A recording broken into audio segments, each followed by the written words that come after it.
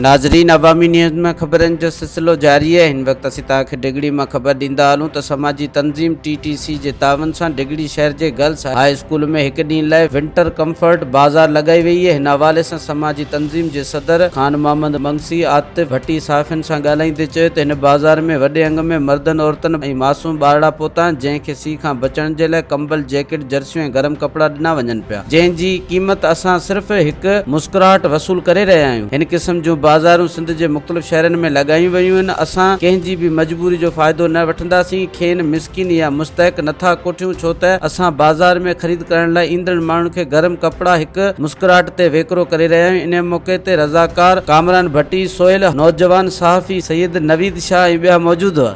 अल्हम्दुलिल्लाह आज 27 दिसंबर को मैं डिग्री में के अंदर मौजूद हूँ अपने अली रज़ा कायम खानी दोस्त की छोटी सी रिक्वेस्ट के ऊपर कि डिग्री के अंदर बहुत सारे ऐसे मुस्तहिक लोग हैं जो सर्दी की वजह से एक सर्दी के लिबास नहीं ले पाते किसी भी मजबूरी की वजह से। तो हमारा एक विंटर कंफर्ट बाजार सेटअप है जिसके अंदर हम गरीब गुरबों को जाके इलाकों में जाके बाजार लगाते हैं और हम उन लोगों को बुलाते हैं जिनको जरूरत होती है और उनको बुला के कहते हैं आप आए, अपनी पसंद की खरीदारी करें।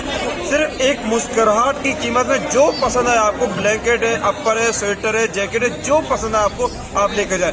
उसी सोच को उसी मज़ीद खबरों और तफसीलात के लिए विजिट करें हमारी वेबसाइट www.awamiNewsHD.com।